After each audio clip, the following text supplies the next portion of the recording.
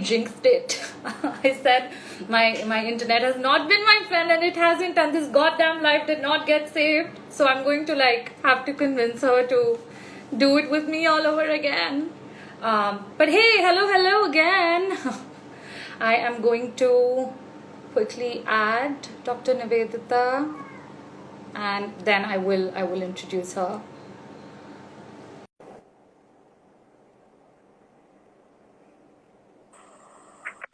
Hi, I'm so sorry. I don't it's okay. It's okay. It happens. We are doing our thing based on an internet, and that's okay. Thank you so much for understanding it. I try to do multiple. I have multiple sources of internet around me, but clearly they've all decided to fail me today. I'm so sorry. Can we do over a little bit? I'm really sorry. Yeah, absolutely. Okay, great. All right. So I'm going to quickly introduce you because people tend to watch this in IGTV more than they actually do on live. So Dr. Nivedita is a sexual health expert and works in a clinic in Australia, has been working in this space for over a decade now, largely works with young and vulnerable groups of individuals and provides them very non-judgmental, safe and confidential sexual health solutions. They work towards, in the clinic, they kind of work towards providing early diagnosis and treatment, birth control, access to contraceptives, and also counseling, and they also give them appropriate referrals. So it's this one-stop shop. Yeah, I got that right. And is doing some fantastic work, not just professionally, but also here on Instagram as a content creator, and is putting out very accessible information about sexual health. I especially enjoyed her anal sex series that you've recently put out. And I was telling you about how I forwarded it to this gay friend of mine, and he texted me back later saying he was really scared to engage with his partner, but after having watched your series, he feels a little bit more at ease. Comfortable, yes. Yeah, so knowledge is power, isn't it? People have to start talking about this, and just getting the hang of things, because it's happening. There's no point doing all shush about this whole thing. Right. And the only people that it really benefits when you don't talk about these things is people who are trying to maintain the status quo and control of some sort, right? People who are kind of anti-progress in some way. That's the only people I think it's, sorry, I would like to call it just pure hypocrisy. Because absolutely. I just feel I'm sure they're doing the same thing. They might be having sex. They could be gay as well. But I think the whole anti is very hypocritical. It's I can do it. You can do it in secrecy, but you cannot do it out. You cannot say it out. There's something wrong with that. It's time for us to actually understand and accept that, we are, it's the world population is over 7 billion and India is over 1 billion. So we just have to accept it's happening. People are having sex. A lot of babies are being born. So we have to start talking about it. We have to make it accessible, and we have to make it something that everybody in a pubertal age actually does. Especially with today's independence and stuff like that. People are getting married when they're 32, 33. So every time you can't bring up the question of, when you say sex, you can't say, are you married? Oh my God, yeah. I think it's time we have to start accepting. We have to provide care. We have to be there to be able to give non-judgmental care, especially for young and sexually active people. Just acceptance is so important, though. Absolutely. Oh my gosh, such a girl crush on you. Love this. Love the work that you're doing. We'll do the questions again, of course. So my first question to you is, what is this HPV vaccine? Why do people take it? And I kind of have only heard of it in terms of women taking it or female-bodied persons taking it. Can people who've been assigned at male at birth also take these vaccines? Perfect. So let me start off with first trying to explain a little bit about HPV. So HPV is a virus which is spread from skin to skin contact. So a lot of the time, even if people are using condoms, they still can get HPV through skin to skin contact. That is frustrating a lot of times because people want to have safe sexual practices. and when they are having safe sexual practices, they're like, how come I still have an STI? So unfortunately, there are some skin viruses like herpes or HPV, which actually come through skin to skin contact.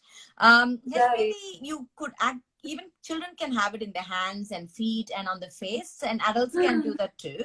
So when it happens in other areas, it is usually different strains and they're not usually sexually transmitted. But when you see the HPV or warts in your genital area, they are usually sexually transmitted. So with the HPV, there are 100 types, 100 strains that are out there. And they have kind of narrowed it to few strains that actually cause cervical cancers or anal cancers, and also few strains that actually are causing all these lumpy, bumpy looking warts in the vaginal or in the genital area. So they've kind of narrowed these strains, and the current vaccine, which is called the Gardasil 9, has 9 strains of HPV in it. Some of them cause cancer, some of them cause the lumpy, bumpy ones, and they have kind of covered all of that in the vaccine. And the thing behind saying try and get the vaccine before you start your sexual debut is that because as soon as you start it, people kind of think that it is such a common virus. So the chance that somebody is going to get it, even after 1 or 2 partners, that they are going to be exposed to at least 1 or 2 strains. They're not sure. So if you want to get 100% effect of this vaccine, it is better it is given to both boys and girls before they start their sexual activity. So that's the science behind why people say give it early before you start your sexual activity. Saying that, I would really like to say that let's say somebody has already started the sexual activity, has had a couple of partners in their 20s, let's just say, but you still don't know if they have been exposed to all 9 types of strains or whether they have been exposed to 1 or 2 strains. So it is still worth getting the vaccination done at whichever time you are in your life. If you're someone who's having casual sex, and you do tend to change partners, it's absolutely worth it. I don't see why it is not. And I would like to particularly emphasize on the fact that both boys and girls need to definitely get the vaccine because, like I said, yes, it was all started on the basis of cervical cancer, but it's very important to know that it also causes vaginal, vulval cancer, and this cancer of the skin around the genital area, and anal cancers as well. So considering all of that, both boys and girls need to get the vaccine done. And it's very important that we're trying to do it before they start having sex, but it's no wrong. Anytime you can get it. Right. No, thank you so much for that very comprehensive answer. And yeah, I myself took it when I was 25. And what my gynec had said was it's worth it. Even if it is, 60% protection instead of 100 that you would have had. It doesn't matter because who knows what we have been exposed to. And if we can afford to prevent it, just go and do it. Right. And we've all either had HPV, currently have HPV, or are going to or maybe, yes, absolutely. It's such a common virus, right?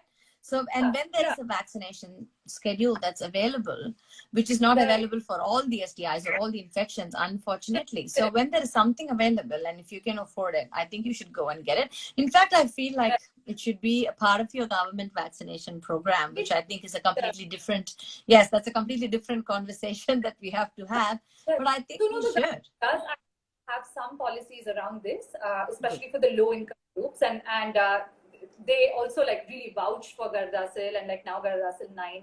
But the issue with that is that there isn't any conversation about, can people who've been assigned male at birth take it? And like I was telling you before as well, that my ex, who happens to be assigned male at birth, when they were trying to get the vaccine, a lot of physicians and gynecologists wouldn't do it. And there are actually maybe 2 that I know of in the city who will do it, but it's very under the table, and there isn't enough. Which is a shame. Which is a shame, isn't it? Which is a gap in the knowledge, which is kind of in a denial that people are, which I think we are at a phase and time that we have to go over this. We have to understand that, it's a skin to skin you have to understand the virus, you have to understand the vaccination. And I think we have to start looking at people, especially youngsters who are coming for this in a very, very non-judgmental way and be able to give what they're asking for. You know, I mean, I was always taught here, like if somebody is coming up your door to a sexual health clinic and saying that, you know, can I have a sexual health screen? Honestly, I mean, you can ask them all the questions and they may say things like, no, no, no, I don't do this, or I don't have sex with men. No, they may say whatever, but there is a reason why they've actually walked to your door and asking for that, and they alone know the risk. So I've always been taught that when somebody is asking for something, they know why they're asking for it the best, more than what you're trying to suss it out. Right. You know, and so how somebody's into the situation. I mean, yeah, sure. Like how many partners they've had may impact the kind of care that you give them in certain situations. But like you said, to normalize that first, to make them feel comfortable. It's already such a daunting experience to go to a healthcare professional. Especially when you're young, isn't it? Like when you're a teenager, you already feel very nervous about it. You feel like people are going to definitely judge you, and you're actually also scared because you might be having some symptoms. You know, you might think, oh my God, what have I got? What did I do? And the last thing you want is actually judgment from a clinician. You know, we as clinicians should be able to actually say, I totally get what you're talking about, and this is what you need to do. This goes. So that's how, I mean, I feel, I mean, that's what I do. And we have a whole range of doctors and nurses. And I think that's yes, I think I want to pack my bags and come there because I feel so bad to be on screen and doing this here. Absolutely. And it's super inspiring to also see, like, I'm assuming you're of Indian origin. Yes. Yeah. Okay. Great. I was treading like you there. No, I'm very Indian and very South Indian and Tamil in origin. So the amount of conservativeness I grew up in is just tremendous. And not see, I as a young girl did not get any help or any talk or anything about sexual health. That is one side of things. But also I as a young doctor who was getting trained did not give that to the society either. You know, that's my biggest guilt. That's actually making me come back and give back what I did not do, which I should have. So now I feel so it's fine. See, I know, but now I feel, see, now what I'm doing here, like I'm very proud of the work I do here, but I'm thinking that's exactly what my country needs. You know, that's exactly what I would have needed as a youngster. And it's amazing, like how, you know, down the lane, it still hasn't changed. It's very shush. And, you know, doctors are just looking at, our doctors are so clever, all right? And we know our textbook inside out, and we are so intelligent people, right? So we're so good with diagnosis. So when you go to doctors, they're like, I know what this is, and they give you the best treatment. I get it, right? But that can't be, that's not sexual health. That can, I don't know, you know, sexual health is a package. You need to ask more things because you're in a position where you're kind of going to deal with, you probably will suss out a sexual assault. You'll probably suss out terminations. You're in a position to actually advise on contraception. You're in a position to find out about domestic violence. You seeing a HPV in an 18-year-old girl actually is supposed to open your door to so much. But, you know, but we don't. We say, that's an HPV. I'm going to give you this treatment. Yes, that's great. We are so good at it. But the amount of talking that has to go, you know, before it and after it, and contraception. And she has one STI. So you have to test her for other, because clearly she's having sex. You know, and then you want to talk about vaccinations and, you know, not just HPV, even hepatitis B and a whole bunch of things. So I think this is like a big area where you can't just spot diagnosis and treat people and send them out the door. Right. And also, like, always person before condition. So absolutely. You can't treat your file. You can't write you can't treat. That's what I think. We're really good at those things, right? You can't write a note. You can't read a file. You got to see a person as a holistic person. And, you know, it takes a skill to actually do that, to be honest. Absolutely. And you seem to have it. What a queen. But, so you before this time you attempted to do this live, something very important that you said was you can take the vaccine until the age of 46. So does it mean that this is a vaccine that you receive at a particular period of time, or how does it work? No, so if you're going, Yeah, so sorry. So if you're going to give it to someone less than 15 years of age, as this is meant to be, you need only 2 doses for rest of your life. You don't need boosters or anything like that. So you give them one at a 0 point, and then you give it within 6 months to 1 year if they're less than 15 years of age. If they're more than 15 years of age, they need 3 doses, where you give it at a 0 point, then you give it in 2 months, and then you can give it in 6 months to 1 year's time. That's all you need. You don't have to keep repeating for rest of your life, or you don't have to check if you have, for some things like hepatitis B and stuff like that, you have to check for antibodies. And sometimes when your antibodies goes down, you get boosters. You don't need to do things like nothing like that for HPV. If once you're covered for the whole vaccination, you're fine. Right. And in India, for the 3 doses, it comes to about 10,000 rupees. 10,000, yes. I think the vaccine is close to 3,000 rupees per dose. And if you're taking 3 doses, it comes close to some 9,000 something roughly. I did look at it, and that's what I was thinking. It is quite expensive for some. Yes, I mean, I don't think everybody can afford a $10,000, $10,000 on a vaccine. So I think it's very, I don't know, somehow I feel like we have to look at it, and it's very important that we are able to give this to, youngsters, accessible, and it's a preventable disease. You're able to prevent HPV, you're able to prevent cervical cancer. And the introduction of HPV vaccine has actually reduced the amount of cervical cancer to less than 60%. Of what it used to be. So the effect on it is amazing. So that is something that we really have to keep in mind and actually do it. Definitely. My last question to you is, so when I was getting the vaccine as a 25-year-old, which apparently is like the right age to get pregnant, right? The doctor was like, are you sure? What if you get married in the near future? Do you really want to go ahead and get this vaccine? Because what she was telling me was a year after you take the vaccine, you cannot get pregnant. So I'm like, wow, great, happy coincidence, like free birth control for 1 year. Kidding. Please do not, that's not birth control. Please do not do that. But no, so she said like you cannot get pregnant for a year.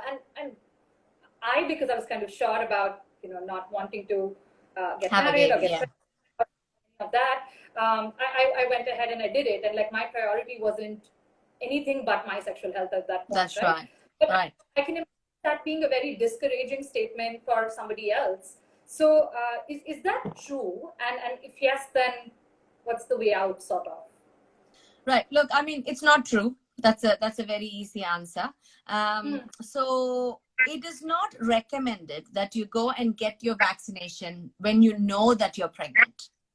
Right. So when you're pregnant, you suddenly don't want to go and say, now I know I'm pregnant, but I thought I will get the HPV vaccination done while I'm pregnant. That's not recommended. So getting the vaccination in pregnancy is not recommended, but there are no studies or there are no evidence that says that you cannot fall pregnant or you shouldn't fall pregnant this much time after the vaccine. There is no time frame actually that says that in any guidelines at all. Like for vaccines like rubella, the guideline says that you cannot fall pregnant for at least 3 months after you've had the vaccine. And it's very, very clear. There is no such guidelines like that. And there is no such rules for the HPV vaccine. I mean, it does definitely say do not give the vaccine for pregnant women. Even that, how much it affects a baby, that research is still, it's not very clear whether it actually does. But it is recommended that you don't give it for people who are already pregnant. You'd probably tell them, finish your pregnancy and everything, and then we will give you the vaccine. But yeah, there is no time limit as to when after the vaccine you can fall pregnant. Right. So you can, like, after your pregnancy, after you've given birth as well, you can actually take the vaccine.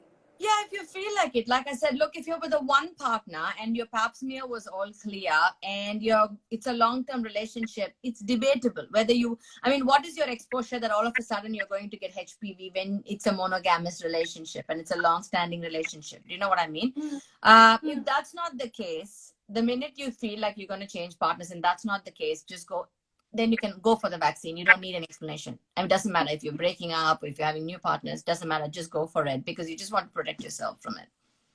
No, absolutely. Okay, I love that. Thank you so much for all this information and for also like being so kind and patient and doing this the second time over. I really appreciate it. It's all right. So, and also like for making it seem like so easy and something that all of us should have a right to. So thank you so much for like, to hear it from a professional is very, very refreshing. Pleasure. Yes. Keep doing the great work that you're doing. Everybody, please go follow her page. It is fantastic. Trust me, you will thank me later.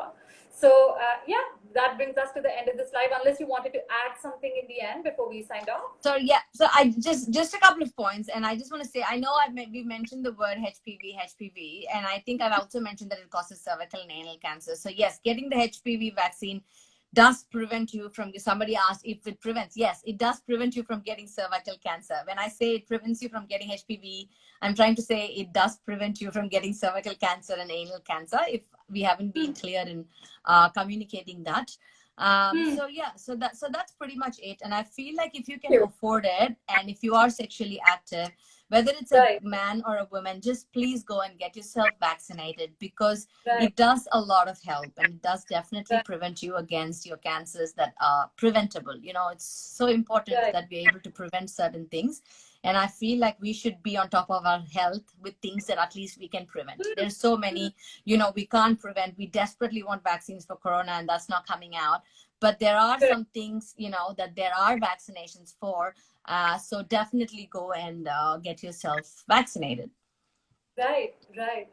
No, thank you so much. Pleasure. Thank you so much for having me. Yes, of course. Bye. See you. Thank you.